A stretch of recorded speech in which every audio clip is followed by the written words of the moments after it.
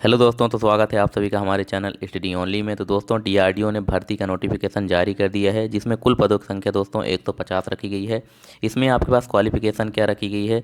तो क्वालिफिकेशन आपके पास ग्रेजुएशन और डिप्लोमा पास हो तो आप इसको अप्लाई कर सकते हैं। और ग्रेजुएशन में आपके पास बीटेक, बीए, बीएससी, बीसीए और बीकॉम ऐसी ग्रेजुएशन हो तो आप इसको अप्लाई कर सकते हैं। साथ ही पॉलिटेक्निक हो तो भी इसको आप अप्लाई कर सकते हैं। कुछ पोस्ट के लिए आईटीआई वगैरह भी मांगा गया है। इसके बारे में संपूर्ण जानकारी हम आपको स्टेप बाय स्टेप देंगे दोस्तों। बस आप लोग हमारे साथ वीडियो के अंत तक बने रहिए। और दोस्तों, इसको जो लास्ट डेट रखी गई है वो 9 अप्रैल 2024 तक इसकी लास्ट डेट फॉर्म अप्लाई करने की रखी गई है। तो आइए दोस्तों, स्टार्ट करते हैं आज का वीडियो। दोस्तों, आइए इसका संपूर्ण नोटिफिकेशन देख लेते हैं। तो ये रहा नोटिफिकेशन, जो कि रक्षा अनुसंधान विकास संगठन यानी कि defence research and development organisation यानी कि डीआरडीओ रक्षा मंत्रालय के जो कि अंतर्गत आता है। तो ये नोटिफिकेशन में आगे देख लेते हैं क्या बोल रहा है। तो यहाँ देखिए, under the provisions of the apprentice act 1961, director gas turbine research establishment GTR Bengaluru invites online application from eligible candidates for graduate engineering. Graduate में जैसे दोस्तों इंजीनियरिंग, बीटेक, और ग्रेजुएट नॉन इंजीनियरिंग वालों के लिए भी है, जैसे कि BCom, BSc, BA, BCA, BBA, और साथ ही डिप्लोमा और ITI apprenticeship training for the financial year 2024-25 as per details below. बाकी डिटेल नीचे दी गई है, तो आइए उसको भी देख लेते हैं।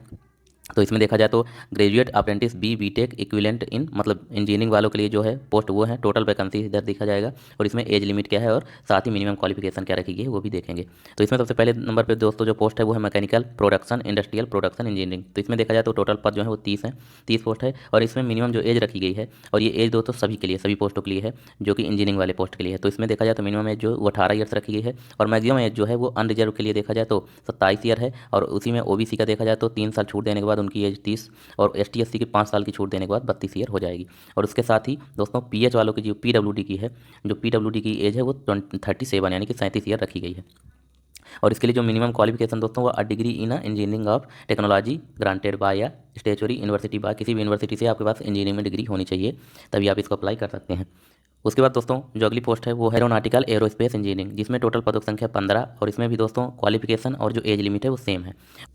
इसके बाद जो तीसरे नंबर पर पोस्ट है दोस्तों वो है electricals electronics and communication electronics and instrumentation telecom engineering. इसमें देखा जाए तो टोटल पोस्ट जो है वो 10। उसके बाद जो अगली पोस्ट रखी है दोस्तों वो है फोर्थ नंबर की, वो है कंप्यूटर साइंस। कंप्यूटर साइंस में इंजीनियरिंग, कंप्यूटर साइंस सीएस से आपके पास इंजीनियरिंग होनी चाहिए, या computer engineering information science and technology engineering. इसके जो पोस्ट हैं वो टोटल पद 15 है। इसके बाद जो अगली पोस्ट है दोस्तों वो है मेटलर्जी मटेरियल साइंस। इसमें जो टोटल पोस्ट है वो है 4 पोस्ट। उसके बाद जो अगली पोस्ट है दोस्तों वो है सिविल इंजीनियरिंग और इक्वलेंट, यानी कि सिविल इंजीनियरिंग में आपके पास डिग्री होनी चाहिए। इसमें जो टोटल पदों की संख्या है वो 1 है। और इसमें अगर कुल पदों की संख्या देखा जाए तो इंजीनियरिंग वालों के लिए तो 75 पद हैं दोस्तों इंजीनियरिंग वालों के लिए। उसके बाद दोस्तों जो टेबल नंबर 2 है graduate apprentice training non engineering BCom, BSc, BA, BBA और बीसीए वालों के लिए। तो इसमें पोस्ट नंबर 1 पर दोस्तों देखा जाए तो ये है बीकॉम के लिए। इसमें बीकॉम वालों के लिए टोटल जो पोस्ट है वो 10 पोस्ट है।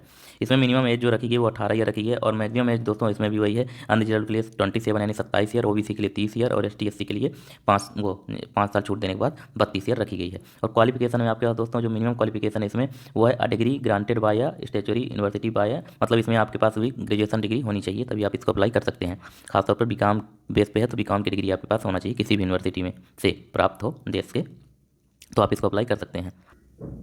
उसके बाद जो अगली पोस्ट है वो है दोस्तों बीएससी। बीएससी आपके पास होना चाहिए chemistry, physics, math, electronics, computer etc से हो तो आप इसको अप्लाई कर सकते हैं। इसमें जो टोटल पद हैं वो 5 हैं, और इसमें भी मिनिमम जो एज है वही 18 साल, और मैक्सिमम बाकी जो फर्स्ट वाले पे था सेम वही है। क्वालिफिकेशन में भी आपके पास बीएससी में डिग्री होनी चाहिए, और वो भी भारत के इंडिया के किसी भी यूनिवर्सिटी से आपके पास बीएससी में डिग्री होनी चाहिए, तो आप इसको अप्लाई कर सकते हैं।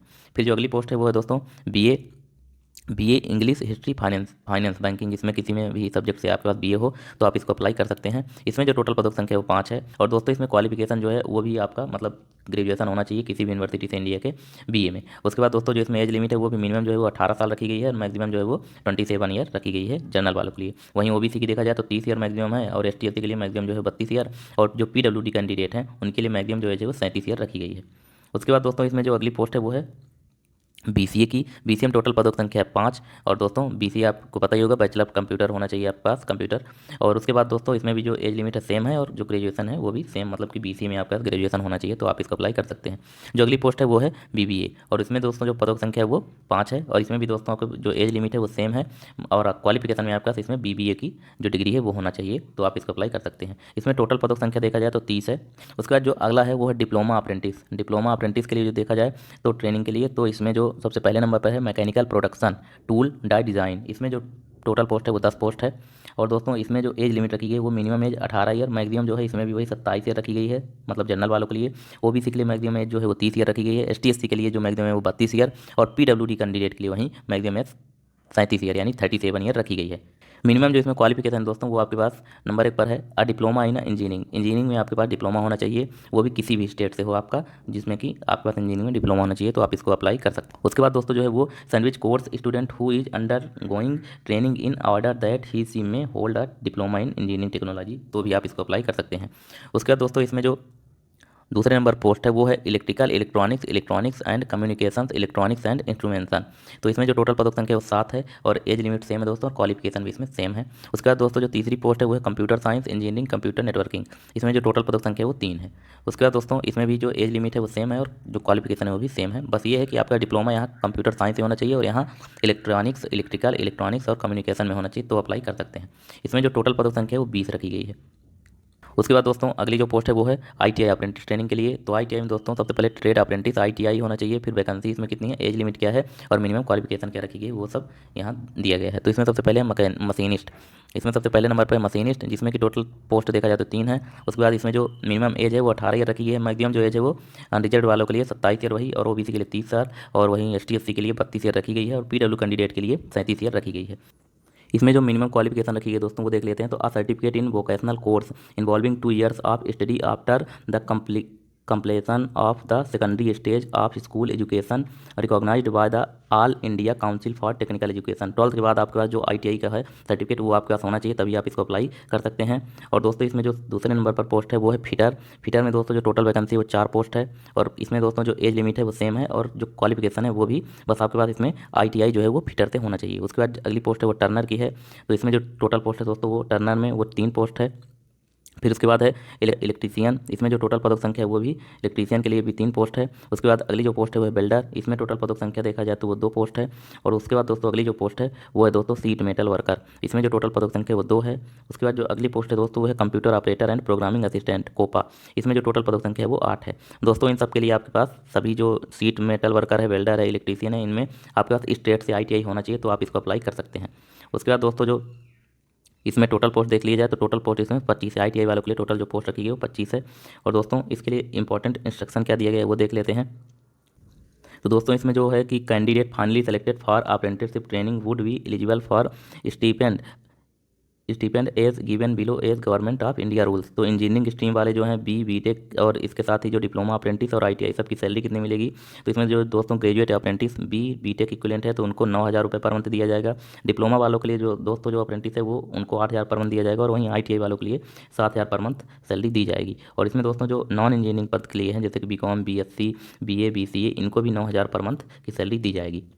तो आप लोग को फॉर्म कैसे अप्लाई करना है, तो देखिए सबसे पहले नंबर पर application R be submitted online through following website link rac.gov.in पर क्लिक करें, या drdo.gov.in पर क्लिक करके आप लोग इसको अप्लाई कर सकते हैं। उसके बाद जो दूसरा ऑप्शन है वो है दोस्तों candidates are requested to fill up correct details, सारी डिटेल जो है आपकी वो करेक्ट होनी चाहिए with uploading scan copies of all mandatory documents. जो भी डॉक्यूमेंट उसमें मांगे गए हैं दोस्तों उनको स्कैन करके, जैसे आपके 10th के 12th के और ग्रेजुएशन की जो भी मार्कशीट या बाकी डॉक्यूमेंट मांगे जाएंगे उनको स्कैन करके उसमें सबमिट करना है। उसके बाद दोस्तों जो नंबर की जानकारी वो है दोस्तों the marks obtain in the qualifying exam are to be mentioned in percentage in case CGPA, or candidates are requested to convert the CGPA into percentage as per their university norms and the same will be verified during document verification। जिन लोग का दोस्तों CGPA में उनको आपको convert कर देना है percentage में, और अप्लाई करते वक्त ये बात ध्यान रखना है।